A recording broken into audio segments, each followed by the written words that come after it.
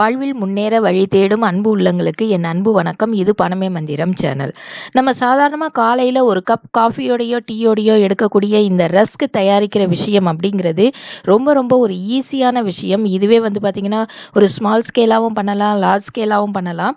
இந்த ஈஸியாக நம்ம சொல்லிவிடுவோம், ரஸ்க்கு தானே அப்படின்னு நம்ம சொல்லுவோம். ஆனால் இதில் பார்த்தீங்க அப்படின்னாக்கா ஒரு நாளைக்கு நீங்கள் 10,000 வரைக்கும் ஏர்ன் பண்ண முடியும் அப்படின்னு உங்களுக்கு தெரியுமா? இதை பற்றி தான் நம்ம இந்த வீடியோவில் நம்ம பார்க்க போகிறோம். சாதாரணமாக ஒரு பிரிட்டானியா அப்படிங்கிறது எவ்வளோ பெரிய கம்பெனி அப்படிங்கிறது உங்களுக்கு தெரியும். அதில் பார்த்திங்கன்னா ஒரு டோஸ்டி அப்படின்னு சொல்லிட்டு ஒரு ரஸ்க் தயாரிக்கிறதையும் அவங்க சேர்த்துருக்காங்க. அப்படிங்கும்போது இதில் எந்த அளவுக்கு லாபம் இருக்கும் அப்படிங்கிறத சொல்லி தெரிய வேண்டியதில்லை.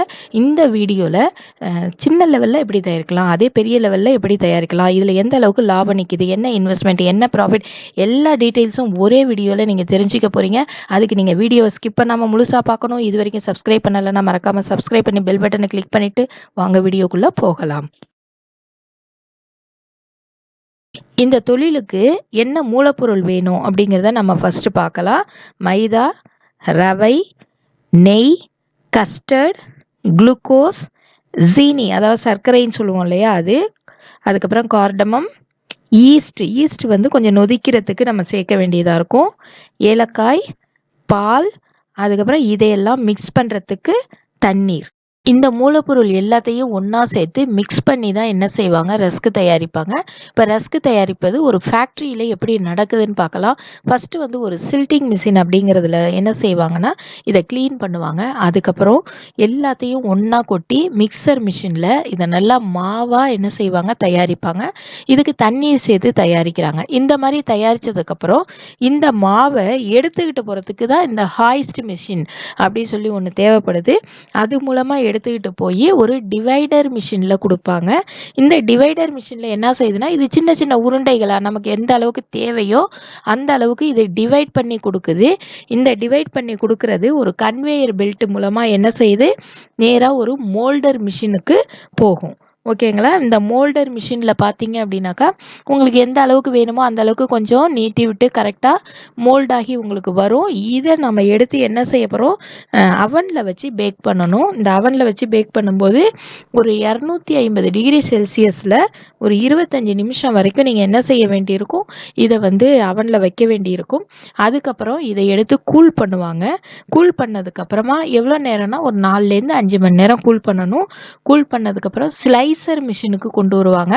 அங்கே இந்த ரஸ்க்கு எல்லாமே என்ன செய்யப்படுது, ஸ்லைஸாக என்ன அளவில் வேணுமோ அந்த அளவுக்கு ஸ்லைஸ் செய்யப்படுது. ஓகேங்களா? இந்த மாதிரி ஸ்லைஸ் செஞ்சதுக்கப்புறமா பேக்கிங் பண்ணி நாம் இதை மார்க்கெட்டிங்க்கு கொண்டு வந்துடலாம். ஓகேங்களா? இவ்வளோ தான் ஃபேக்ட்ரி விசிட்டில் இது தான் நடக்குது. நம்ம சாதாரணமாக இதில் எல்லா மிஷினும் சின்ன லெவலில் தயாரிக்கிறதுக்கு தேவை கிடையாது. இதில் ஒரு சில மிஷின் தேவை, ஒரு சில மிஷின் தேவை கிடையாது. அது என்னங்கிறத நான் பின்னாடி உங்களுக்கு நான் சொல்கிறேன். இந்த தொழிலுக்கு ஏரியா எவ்வளோ வேணும்? ஸ்மால் லெவலில் நீங்கள் பண்ணுறீங்க அப்படின்னா ஒரு 1000 ஸ்கொயர் ஃபீட் வேணும். அதுவே பெரிய அளவில் நீங்கள் செய்கிறீங்க, ஃபேக்ட்ரி மாதிரி பண்ணுறீங்கன்னா ஒரு 2000லேருந்து 2500 ஸ்கொயர் ஃபீட் ஏரியா தேவைப்படும். இப்போ இதுக்கு என்ன லைசன்ஸ் வேணும் அப்படின்னு சொல்லி பார்த்தீங்கன்னா ஜிஎஸ்டி ரிஜிஸ்ட்ரேஷன் பண்ணிக்கோங்க. ஃபுட் பிஸ்னஸ்ங்கிறதுனால எஃப்எஸ்சிசிஐ சர்டிஃபிகேட் வேணும். அதே நேரத்தில் ஃபயர் அண்ட் பொல்யூஷன் டிபார்ட்மெண்ட்டில் ஒரு என்ஓசி வாங்கிக்கணும். இது போக பார்த்தீங்க அப்படின்னாக்கா நீங்கள் லோன் வாங்கணும் அப்படின்னு சொல்லி நினச்சிங்கன்னா எம்எஸ்எம்இ நீங்கள் ரிஜிஸ்ட்ரேஷன் பண்ணிக்கோங்க. பண்ணிக்கிட்டீங்க அப்படின்னாக்கா நீங்கள் லோன் வாங்குறதுக்கு ரொம்ப வசதியாக இருக்கும். ஸ்மால் ஸ்கேலில் இந்த தொழில் செய்கிறீங்க அப்படின்னாக்கா இதில் ரெட் கலரில் எழுதியிருக்கேன் பார்த்தீங்களா, அந்த மிஷின் மட்டுமே போதும். அதாவது மிக்சர் மிஷின், மோல்டர் மிஷின், ட்ராலி அவன், அதுக்கப்புறம் ஸ்லைசர் மிஷின், பேக்கேஜிங் மிஷின் கூட மிஷினாக நீங்கள் வாங்கிக்கலாம். இல்லை அப்படின்னாக்கா இந்த வேக்கம் சீலிங் மிஷின் கூட நீங்கள் என்ன பண்ணிக்கலாம், வாங்கிக்கலாம். ஓகேங்களா? அப்போது உங்களுக்கு இதோட இன்வெஸ்ட்மெண்ட் அப்படிங்கிறது ரொம்ப கம்மியாகும். இல்லை நீங்கள் ஃபேக்ட்ரி லெவலில் நீங்கள் பண்ண போகிறீங்க அப்படின்னாக்கா ஷிஃப்டர் மிஷின் அதோட சேர்த்துக்கணும். இது க்ளீன் பண்ணுறதுக்கு ஹாய்ஸ்ட் மிஷின் எல்லாத்தையும் கொண்டு போய் சேர்க்குறதுக்கு, மாவை கொண்டு போய் டிவைடர் மிஷினில் சேர்க்குறதுக்கு, டிவைடர் மிஷின் உங்களுக்கு அந்த ரவுண்டாக ஷேப்பாக கொடுக்கறதுக்கு, அது நீங்கள் பார்த்தீங்கன்னா நீங்கள் கைகளாலேயே பண்ணிக்கலாம் ஸ்மால் ஸ்கேலில் பண்ணும்போது. அதுக்கப்புறம் கூலிங் டனல் வேணும், கன்வேயர் வேணும். இந்த எல்லா மிஷினும் உங்களுக்கு ஃபேக்ட்ரி லெவலில் செய்கிறதுக்கு தேவைப்படும். நீங்கள் இந்த வீடியோவில் பார்க்குறது ஒரு ரஸ்க் மேக்கிங் மிஷின் தான். இது வந்து ஃபுல்லி ஆட்டோமேட்டிக் மிஷின். இது பார்த்தீங்கன்னா ஒரு 5 லட்சத்துலேருந்து 10 லட்சம் வரைக்கும் உங்களுக்கு கிடைக்குது. அதுக்கப்புறம் இந்த மாதிரியான ட்ராலி அவன்ஸும் நீங்கள் என்ன செஞ்சுக்கலாம், வாங்கிக்கலாம். இதோட ரேட்லாம் பார்த்தீங்கன்னா 1 லட்சத்துலேருந்து 14 லட்ச ரூபா வரைக்கும் போகுது. நீங்கள் எந்த மாதிரி வாங்குறீங்களோ அதுக்கு தகுந்த மாதிரி நீங்கள் ட்ராலி அவன்ஸ் வந்து வாங்கிக்கலாம். சின்ன லெவலில் பண்ணுறீங்கன்னா சின்னதாக வாங்கிக்கலாம். ரொம்ப ஹை லெவலில் பண்ணுறீங்க அப்படிங்கும்போது பெரிய அளவில் நீங்கள் வாங்கிக்க முடியும். அப்போது இவ்வளோ நடக்கிறதுனால இதுக்கான இன்வெஸ்ட்மெண்ட் என்னவா இருக்கும்? நீங்கள் மிஷினரிலாம் பார்த்தோன்னே முடிவு பண்ணியிருப்பீங்க, இன்வெஸ்ட்மெண்ட் வந்து ஹையாக இருக்குமோ அப்படின்னு சொல்லிட்டு.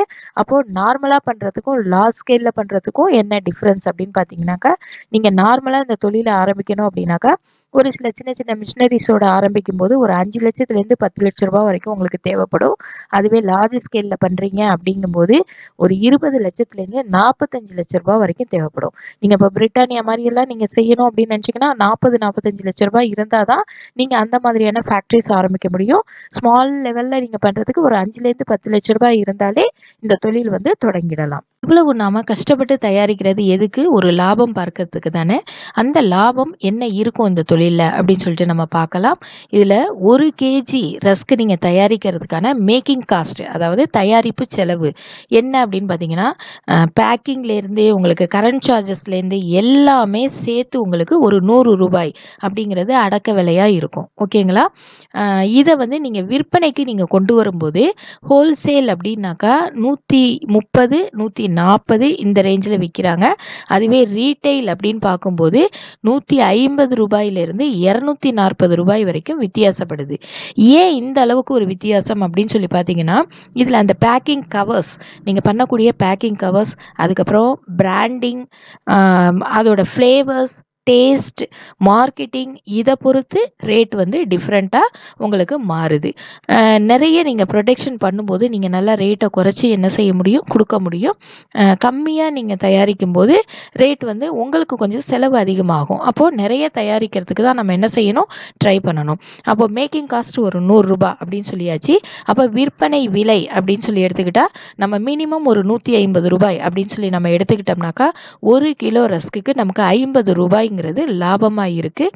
இந்த 50 ரூபாய் லாபம் அப்படிங்கிறது எல்லா செலவும் போக அப்படின்னு நான் ஏற்கனவே உங்களுக்கு நான் சொல்லியிருக்கேன். அப்போது இது ஒரு நாளைக்கு நீங்கள் ஒரு 200 கிலோ நீங்கள் வந்து இது தயாரிக்கிறீங்க அப்படிங்கும்போது உங்களுக்கு 10,000 ரூபாய் இதில் லாபம் நிற்கிது. ஓகேங்களா? இந்த 10,000 ரூபாய்ங்கிறது ஒரு நாளைக்கு. இதுவே நீங்கள் ஒரு மாதத்துக்கு இதே மாதிரி நீங்கள் சேல் பண்ணுறீங்க அப்படிங்கும்போது உங்களுடைய லாபம் அப்படிங்கிறது 3 லட்சம் ரூபாயாக இருக்கும். நீங்கள் வந்து ப்ரொடக்ஷன் அதிகரிக்க அதிகரிக்க இந்த லாப கணக்கு அதிகரிச்சுக்கிட்டே போகும். ரஸ்க் விற்பனை அப்படிங்கிறது அமோகமாக நடக்கக்கூடிய ஒரு விற்பனையாக இருக்குது. இதில் நிறைய பேர் தயாரிப்பாளர்கள் இருக்காங்க. அதையும் தாண்டி நம்ம ஜெயிக்கணும் அப்படின்னாக்கா டிஃப்ரெண்ட்டான ஃப்ளேவர்ஸ் கொடுக்கணும், நல்ல மார்க்கெட்டிங் பண்ணணும். அதே நேரத்தில் நம்ம packing covers, branding, FSSAI licence, இந்த மாதிரி விஷயங்கள்லாம் நம்ம கரெக்டாக வச்சுருக்கும் போது ரொம்ப சுத்தமாகவும் சுகாதாரமாகவும் நான் தயாரிக்கும் போது நம்ம வந்து இந்த தொழிலில் நல்லா ஜெயிக்க முடியும். இந்த வீடியோ உங்களுக்கு பிடிச்சிருந்தால் லைக் பண்ணுங்கள், ஷேர் பண்ணுங்கள், மறக்காமல் சப்ஸ்கிரைப் பண்ணுங்கள். தேங்க்ஸ் ஃபார் வாட்சிங்.